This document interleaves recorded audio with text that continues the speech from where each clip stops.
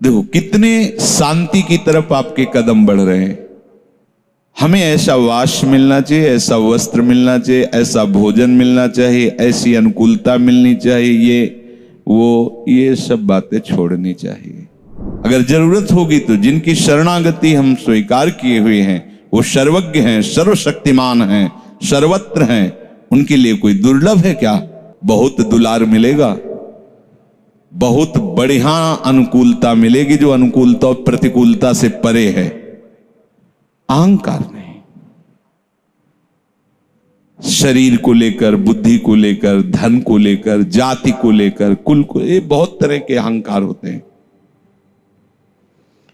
अंतः प्रकाश को मलिन करने वाला ये अहंकार ही है। कृपा को अगर कोई रोक सकता है तो एक ही रोक सकता है, अहंकार। नहीं और तो सब बहा देती कृपा, लेकिन जब अहंकार होता है तो फिर उसका दंड विधान, जो कृपा होती है बहुत ही दुलार पूर्वक भगवत प्राप्ति कराती है, पर जब अहंकार होता है तो फिर वो बड़ा कठोर रूप धारण करती कृपा, वो उसका दुलार रूप छिप जाता है। फिर जब उस अहंकार की धज्जियां उड़ती तब बोलता त्राहि माम, तो फिर वही कृपा अपना दुलार रख लेती है। तो जो कामना रहित है, स्पृहा रहित है, ममता रहित है, अहंकार रहित है, वही परम शांति को प्राप्त हो गया है। परम शांति कोई हलचल नहीं, अगाध समुद्र जिसमें एक भी तरंग नहीं, कामना की, स्पृहा की, ममता की, अहंकार की एक भी तरंग नहीं, ऐसा भगवत प्राप्त महापुरुष सुशोभित होता है। शांत महासागर, कहीं एक भी किसी विकार की तरंग नहीं। उपासक को पहले ही समझ में आ जाता है, जब इस मार्ग में बहुत अच्छे से चलना प्रारंभ करता है, कि मेरा कुछ नहीं।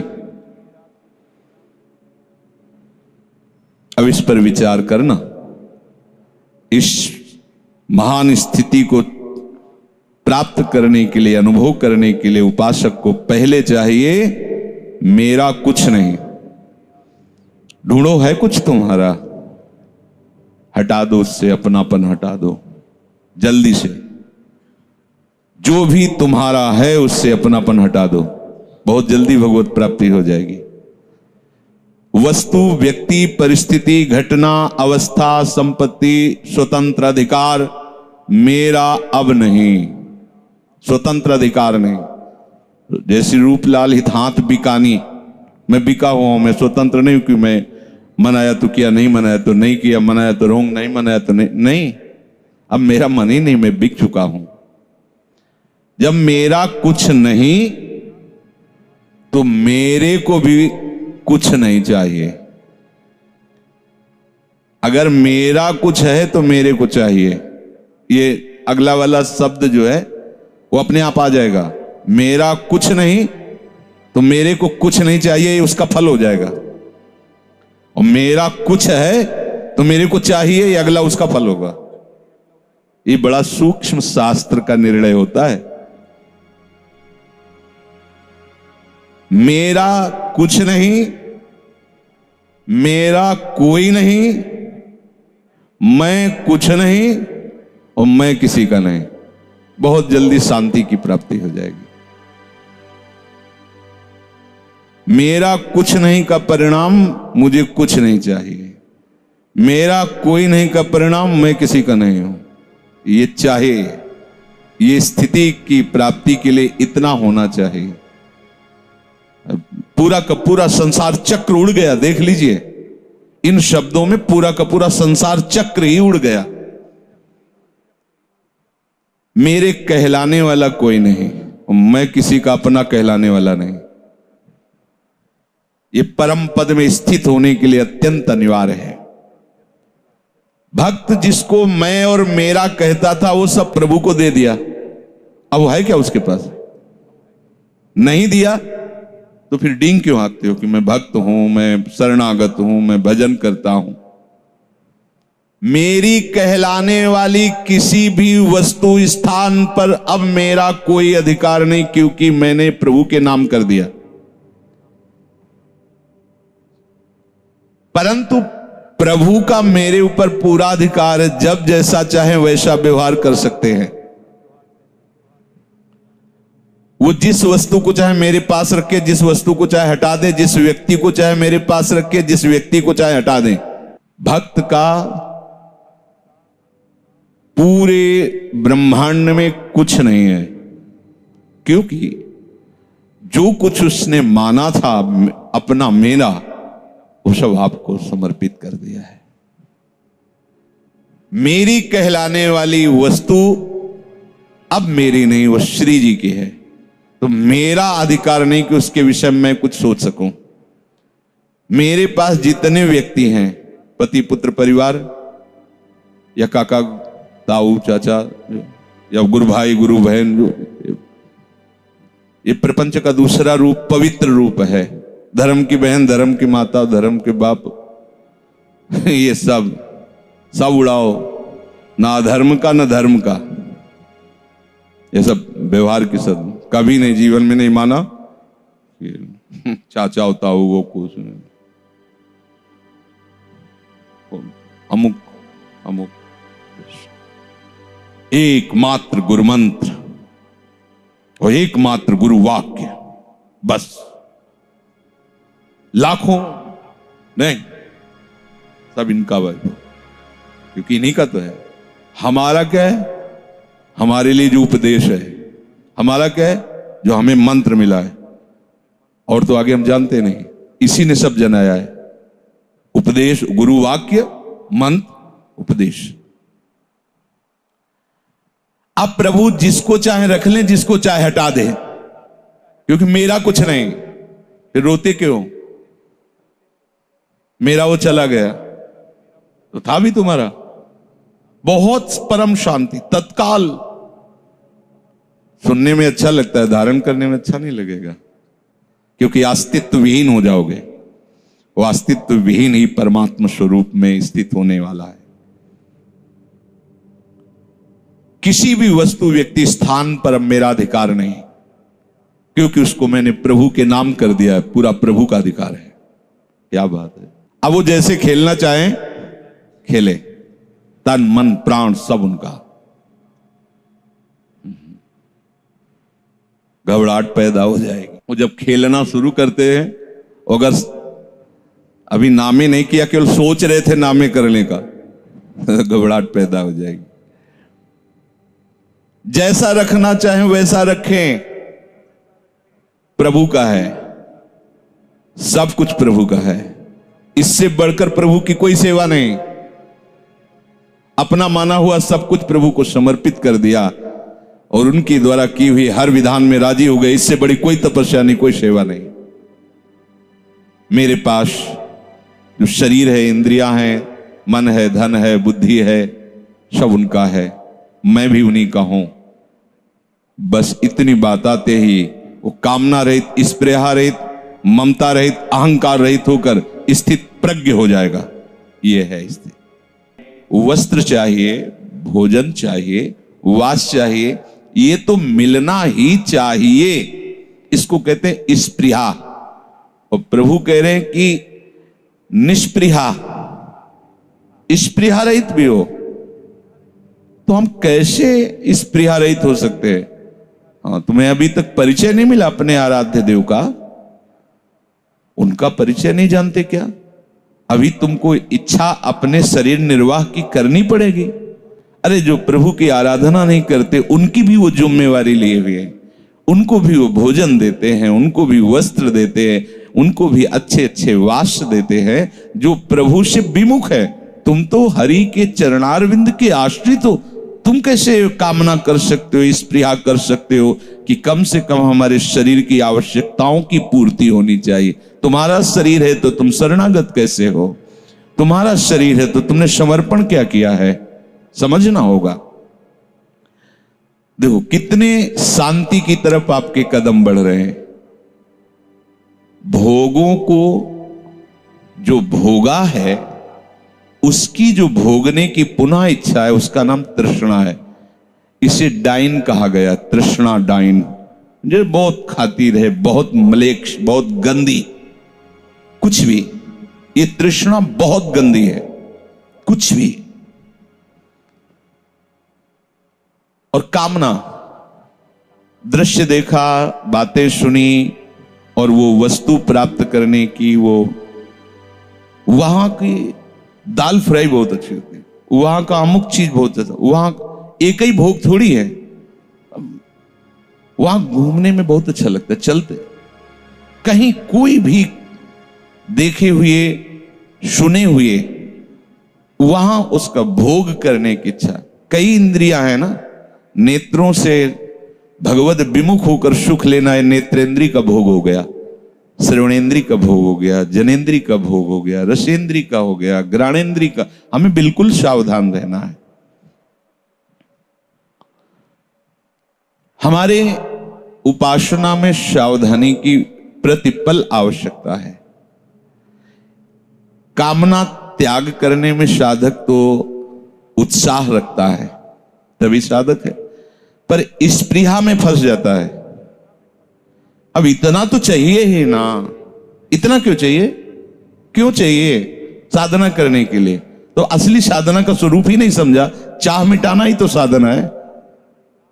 सामग्रियों का संग्रह करके जो किया जाता है उसका फल क्या होता है? चाह मिट जाए। प्रभु को अपनी आराधना करवाने के लिए तुम्हें चाह करने के लिए छूट नहीं दी है, कहीं नहीं। इसीलिए अगर प्रभु मांग कर रहे हैं तो कह रहे पत्रम पुष्पम फलम तोयम ये में भक्त्या प्रेक्षति। जल फ्री है, तुलसी पत्र से लेके कोई भी वृंदावन का कोमल पत्र फ्री, कहीं से एक पत्र। चारों में नहीं कि सब चीजें होनी चाहिए। पुष्प किसी भी लता का, वृंदावन की किसी भी लता का पुष्प प्रभु को बहुत प्रिय है। फल तो जल तो सबके पास है, जल तो अर्पित कर सकते हैं, स्नान करा दिया, एक तुलसी दल चरणों में चढ़ा दिया या कोई पत्ता पुष्प लाकर। प्रभु ने मांग नहीं की कि सोने का मुकुट लगाना, सोने का छत्र, ऐसा नहीं कहा। चाह नहीं करनी, जो सहज स्वाभाविक हमारे को प्रभु दे देते हैं, अगर वो ऐसा दे देते तो वैसा चल रहा है, वैसा नहीं तो फिर देखो कई बार भोग लगता है। और इन्हीं श्री जी को यही सेवा 24 घंटे में एक बार मिश्री का इतना टुकड़ा भोग लगता था। 24 घंटे था ही नहीं कुछ, रोटी मांग के लाए, ऐसे दिखा दिया, क्योंकि कैसे अब बैठ के भोग तो नहीं पवा पाएंगे, ऐसे दिखा दिया और भाव में एकदम रो मुझ गरीब के पास तो। और मिश्री, पीली मिश्री आती थी, वो राधा वल्लभ जी की नीचे दुकान, कोई न कोई बलराम वगैरह दिला देते थे, 250 ग्राम, आधा किलो, इतनी एक छोटी सी कटोरी में रखा जल, एक बार कोई भोग लगा दे। उनकी इच्छा है, कई बार भोग लग रहा है, ये हमारी इच्छा से नहीं हो रहा है, ये उनकी इच्छा से हो रहा है। कभी ऐसी इच्छा नहीं की कि हमारे पास भी हो। ये बात प्रभु जानते हैं, हृदय जानता है, क्योंकि गुरुजनों की कृपा से पता था कि उपासना का फल इच्छा का त्याग है, ना कि इच्छाओं को बढ़ाते हुए भोग सामग्रियों का राग। ये हमारी उपासना नहीं। हमें ये ऐसा वास मिलना चाहिए। उपासक को जब प्रतिकूलता मिलती है तो भजन बढ़ता है, और अगर अभ्यास उसका दृढ़ नहीं है तो अनुकूलता मिलने पर भजन रुकेगा नहीं, छूट ही जाएगा। यह भी ध्यान रखना। अभ्यास दृढ़ हो चुका है फिर कोई फर्क नहीं पड़ता।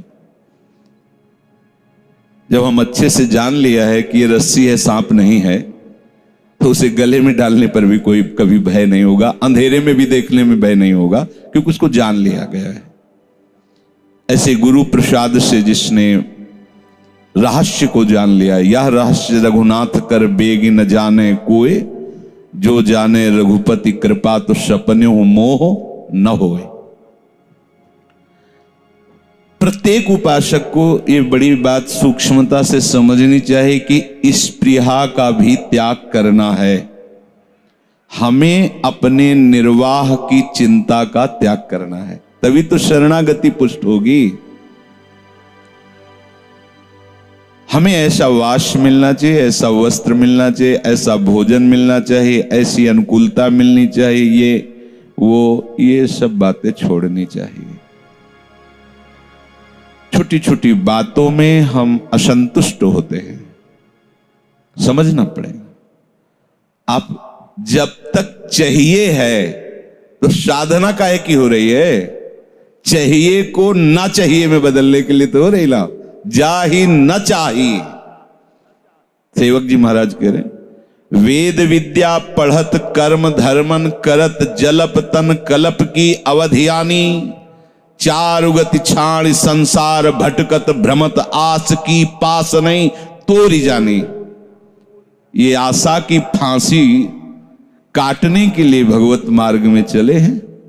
सेवक जी कह रहे हैं बहुत शास्त्रों का ज्ञान है, बड़े कर्म धर्म कर रहे हैं, पर आशा की फांसी को गले में लटकाए हुए हैं, उसको काट नहीं पा रहे। क्या होगा? छोटी छोटी वस्तुओं ने इतना अधिकार कर लिया, इसके बिना हम नहीं चल सकते।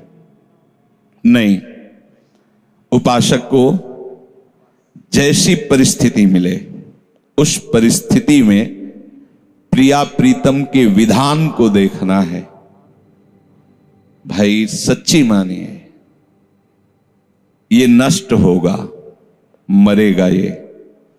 ना कोई इसको औषधि बचा सकती है, ना कोई इसको भोजन, ना इसको कोई पेस्ट, कुछ चाहे जितना पेस्ट रगड़ो ये बतीसी जाएगी, चाहे जितना गाजर का जूस पियो, विटामिन पाओ, नेत्रों की ज्योति जाएगी, क्योंकि इनका एक समय है, समय पर ये क्षीण होते चले जा रहे हैं। आपको एक ज्योति प्राप्त करनी है जो दिव्य, बढ़ती ही रहती, कभी घटती नहीं है। वो प्रेम ज्योति है। उससे जब नेत्र उन्मीलित होते हैं तो नवनिवृत्त निकुंज सामने होता है। उपासक नित्य निरंतर उसका रसास्वादन करता है। स्पृहा की भी आपके अंदर कोई गुंजाइश नहीं होनी चाहिए। मिल रहा है जो जैसा मेरे आराध्य देव का मंगल विधान है, कभी कोई चाह नहीं, कभी कोई लड़ाई झगड़ा नहीं। उपासक होकर मुझे ऐसा चाहिए, बस आप समझ लीजिए कि आप किस बात के उपासक हैं। चाहिए जथालाभ संतोष सदा काहू सो कछु न चाहोगो, हृदय में बैठा लो बात। ये चाहिए तो उसी समय विवेक से उसे काटिए। क्यों चाहिए? नहीं चाहिए। अगर जरूरत होगी तो जिनकी शरणागति हम स्वीकार किए हुए हैं वो सर्वज्ञ हैं, सर्वशक्तिमान हैं, सर्वत्र हैं, उनके लिए कोई दुर्लभ है क्या? तो वो हमें नहीं दे रहे, अर्थात मुझे जरूरत नहीं है। वो मुझे नहीं दे रहे तो मुझे जरूरत नहीं है, क्योंकि उनका विधान ऐसा है। हमें कोई मांग नहीं रखनी, हमें ये अनुकूल पड़ता है, वो जानते हैं ना, और वो नहीं दे रहे हैं। इसका मतलब है कि हमें ये अनुकूल पड़ता है, इस बात को भी मिटाना वो चाहते हैं। मिटा दो, फिर तो शरीर रोगी हो जाएगा, तो बचा लोगे क्या अनुकूल भोग पा करके? देखो ना, सब अनुकूल ही तो पा रहे हैं और सब अस्पताल जा रहे हैं। थोड़ा विवेक को जागृत करके ये स्पृहा को नष्ट करो। मांग हो जाती है उपासक को प्रतिकूलता के समय अनुकूलता की, इसे स्पृहा कहते हैं। मिटाओ इसको, बिल्कुल ऐसे रहो जैसे वो चाहें वैसे। पहला श्रीमद चतुरासी जी के पद का पंक्ति है, जोई जोई, ये सिद्ध पंक्ति है। यहीं से नित्य विहार रस में प्रवेश होता है। स्वामी जी महाराज, ज्यों ज्यों राखत हो त्यों त्यों रहियत हो हरि। अब आप विचार करके देखो, ये महापुरुष श्री जी की प्यारी सखियां हैं, नित्य विहार रस को प्रदान करने के लिए आई हैं। सिद्धांत में पहली पहली पंक्ति, ज्यो ज्यो राखत हो त्यो त्यो रहियत हो, जोई जोई प्यारो करे सोई मोहि भावे। तो आप इन्हीं की तो शरण में होकर उपासना कर रहे हो, फिर आपको ये चाहिए, अमुक चाहिए। अपने लोगों को गुरुजनों ने यही सिखाया है कि जीवन में ऐसा अभ्यास करो कि जिस दिन तुम्हें कुछ ना मिले तो ये न लगे कि ये चाहिए ही। शरीर रोग से ग्रसित, इसलिए कुछ दिनचर्या में खान पान का नियम है, नहीं तो पीछे अगर 4 दिन रोज दूध पिया शयन के समय श्री जी का भोग, तो 8 दिन नहीं, अभ्यास नहीं। चाय पिलानी 1 लीटर बना के पिला दो, छुट्टी। 10-12 दिन नहीं कि रोज 1-1 कप, अब वो सर दर्द करेगा अगर नहीं पिएंगे। हमारा ब्लड प्रेशर डाउन हो, कॉफी चाहिए 3-4 बार, नमक पानी घोर के पियो ना, जो सहज है और बढ़ाएगा, कॉफी क्यों। और आप संयम से चलेंगे तो ब्लड प्रेशर लो क्यों होगा, हाई क्यों होगा, सम रहेगा। सब चिंतन से है इसका प्रभाव। आप असत आचरण करेंगे, आपका चिंतन असत रहेगा तो हाई और लो होता रहेगा, नहीं वो हाई लो सब सम में आ जाएगा।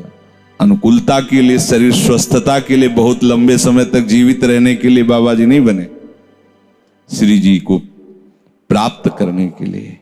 श्री जी की प्राप्ति कैसे होती है?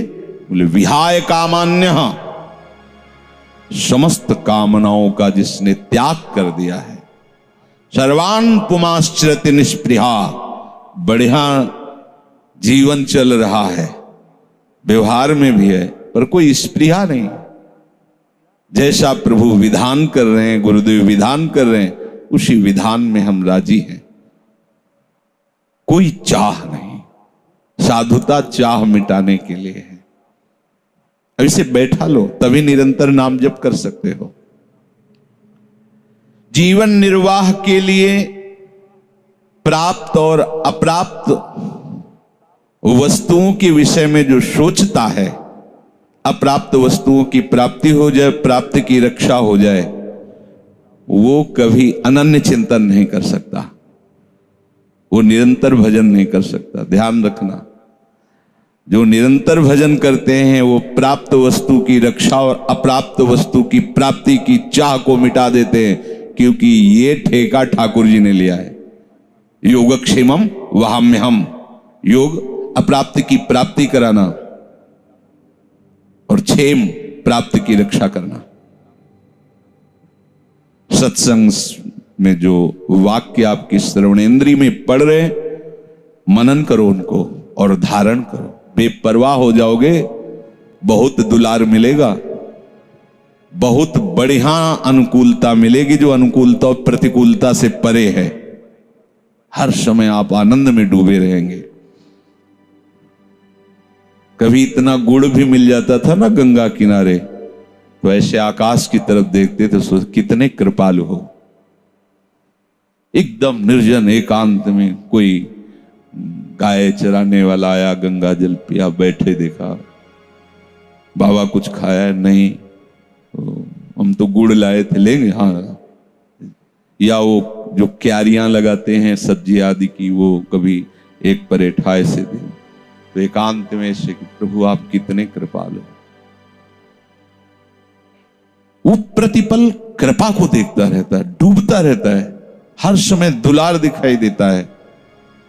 और जब आप इच्छा करके विचरण करोगे व्यवहार में, तो आपको प्रभु की कृपा का आप अनुभव नहीं कर पाओगे। ये इच्छा प्रभु से दूर करने वाली बात है। तो क्यों रखो? तुम्हारी इच्छा रखने से कुछ हो जाएगा क्या? तो रखो ही क्यों इसे? इसको भी दे डालो ना प्रभु के चरणों में। पर सुनते सब हैं, और जब इनके उत्तर आते हैं तब लगता है साधु है, ये उपासक है, ये क्या है, तो है क्या ये? तब फिर अंदर से लगता है कि इसका मतलब ससुख वांछा से तुम केवल अपने देह पोषण के लिए ऐसा भाव रखते हो बाबा जी का, अभी तुम्हें परमार्थ में चलने का उत्साह नहीं आया है। बस ध्यान रखो, बड़े कृपा पात्र हो, जिससे सत्संग सुनने को मिल रहा है, उससे भी बढ़िया कृपा का वो अनुभव करेगा जो उसका मनन करके आचरण में उतारता है। हम क्यों इच्छा करें? इसका मतलब आपकी शरणागति कमजोर है। शरणागत इच्छा नहीं करता। शरणागत का पोषण प्रभु अनंत माताओं का वात्सल्य लिए आगे से आगे करते रहते, उसे सोचना नहीं पड़ता। जो अपनी बुद्धि प्रभु में स्थित किए हुए, उसकी स्पृहा का भी नाश हो जाता है, निष्पृहा। क्योंकि जो सिद्ध पुरुष होता है उसको शरीर से कोई मतलब नहीं रहता, क्योंकि जिसके लिए शरीर मिला था वो काम बन गया है। शरीर मिला था भगवत प्राप्ति के लिए, शरीर मिला था अज्ञान निवृत्ति करके स्वरूप स्थिति के लिए। वो अच्छे से समझ गया उस बात। अब वो आज शरीर रहे या चला जाए, स्वस्थ रहे या बीमार रहे, अनुकूल परिस्थिति रहे, प्रति उसको कोई मतलब नहीं होता। उपासक शरीर को समर्पित कर दिया है राग सहित। सिद्ध में तो ऐसा होता नहीं, उपासक को ऐसा करना नहीं है, क्योंकि पहुंचना तो वही है ना। तन मन प्राण सर्वस्व जब प्रियाजू को समर्पित है तो इतनी व्यवस्था नहीं जानती क्या, किसको कब क्या कैसे चाहिए। बस अगर हमारी ऐसी व्यवस्था तो वैसे रख रही, वैसी व्यवस्था तो वैसे रख रही, हम राजी हैं उसी में जिसमें उनकी रजा है। हम क्यों चाहें कि हमारे लिए ऐसी व्यवस्था हो जाए? चाह ही मिटाना उपासक की सिद्धावस्था में पहुंचने का संकेत है। जो अपनी चाह के पोषण में लगा रहता है, देखो छोटी छोटी बातों में गुस्सा हो जाना, छोटी छोटी बातों, परमार्थ का महत्व नहीं, गुरु गुरु मंत्र शास्त्र कोई महत्व नहीं, अनुकूलता का महत्व है। देखो ना, तो क्या साधना है? अनुकूलता कोई साधना है? अरे अनुकूलता को मिटाने के लिए तो साधना की जाती है। स्पृहा भी वो महापुरुष के हृदय में नहीं होती जिसकी बुद्धि भगवान में स्थित है। उपासक को बेपरवाह हो जाना चाहिए अपनी तरफ से। तुम हो ना बेपरवाह, तब तो तुम समझोगे ना प्रभु के कृपा प्रसाद को। निष्प्रिया का मतलब ये नहीं है कि वो कपड़ा नहीं पहनता, वो वाश में नहीं रहता, वो पदार्थों को नहीं पाता जो शरीर निर्वाह के लिए, ऐसा नहीं है। इच्छा नहीं करता, जैसा वास मिल गया, जैसा भोग मिल गया, जैसी परिस्थिति राजी है उसी में। वो बात समझना। साधना अवस्था में साधन शरीर निर्वाह के लिए जैसी प्रभु व्यवस्था करते हैं, वो उसी शरीर में उसी परिस्थिति में वो राजी रहता है। बीमार है तो कोई शिकायत नहीं है, स्वस्थ है तो कोई अहंकार नहीं है। तो क्यों शिकायत नहीं होगी? अब शरीर बीमार हो गया, अब तो साधना नहीं बनेगी ना। अब साधना बनेगी जिससे भगवत प्राप्ति होती है, क्योंकि तुम्हारा अहंकार अब गलित होगा। वो अहंकार गलित होकर आर्त भाव से पुकारना ही भगवत प्राप्ति का स्वरूप है। सब कुछ भागवतिक चेष्टाएं की गोपी जनों ने। जब प्रभु अंतर्धान हो गए रास में, सब भागवतिक चेष्टाएं हैं। लीला गायन, लीला अभिनय, प्रत्येक लता से पूछना, सब। लेकिन भगवत प्राप्ति कब हो रही हो? भगवान उनके बीच में कब प्रकट हो रहे? जब आर्त भाव से अब कोई उपाय नहीं रह गया है, तो रुरुदु सुस्वरम राजन कृष्ण दर्शन लालसा, तो तासा मावीर भूत छौरी स्मयमान मुखाम्बुजा। पीतांबर धरा सृगवी साक्षान मनमथ मन। उन्हीं के बीच में ही प्रभु प्रकट हो गए। जब उपासक अहंकार रहित होकर दैन्य भाव से कि अब तो कोई साधन करने लायक ही नहीं रहा, हे करुणा निधान, वही गोपी जनों के बीच में ही प्रकट हो गए। कुछ कर सकते हो तब तक कर लो, बिना करे हुए वो आएगा भी नहीं। वो स्थिति तभी आती है जब हार गया। वहीं श्री कृष्ण थे जहां द्रौपदी थी। नहीं, एक भी सहयोग नहीं मिल रहा है, श्री कृष्ण का एक भी संकेत नहीं मिल रहा। बहुत प्यार प्रभु करते हैं द्रौपदी जी को, द्रौपदी जी भी प्रभु को प्यार करते हैं। तो थोड़ी अनन्यता में अभी ढिलाईपन था। 5 पति बलवान, सभा में एक से एक धर्मात्मा, ऐसा कैसे हो सकता है? लेकिन ऐसा हुआ। देखा वो अपनी ग्रीवा झुकाए बैठे, कोई उत्तर नहीं दे रहा, कोई रोक नहीं रहा, ये दुष्ट अमर्यादित चेष्टा करते ही जा रहे हैं। यज्ञ से प्रकट हुई, किसी स्त्री से प्रकट नहीं हुई। मंत्रों के द्वारा यज्ञ की आहुति से श्री द्रौपदी जी का प्रादुर्भाव हुआ है। बल से रोका। जब देखा 10,000 हाथियों का बल रखने वाला, कितनी देर हम इससे लड़ पाएंगे, दांत से पकड़ लिया। जब देखा आप एक ही झटके में दांत से भी वस्त्र छूट जाएगा, अब कोई नहीं। हे कृष्ण द्वारिका वासे, ये शब्द पूरा नहीं हुआ था और भगवान वस्त्र रूप से प्रकट हो गए, भगवान का वस्त्रावतार हो गया। उपासक कहीं न कहीं अन्य आश्रय लिए रहता है, इसीलिए उसे भगवत साक्षात्कार होने में विलंब होता है। भगवान प्रतिकूलता देकर उसकी वो कचाई हटा देते हैं, वो अनुकूलता से नहीं हटेगी। अगर ये परिस्थिति ना आती तो द्रौपदी जी को ये बात अनुभव में ही नहीं आती कि हमारी अनन्य गति में कहीं न कहीं अभी अंतराय है। इतनी प्रवीण हो गई द्रौपदी जी अनन्यता में, पूरे जीवन फिर कहीं अन्य का आश्रय समझ गई कि नहीं नहीं, कृष्ण के सिवा और कोई नहीं।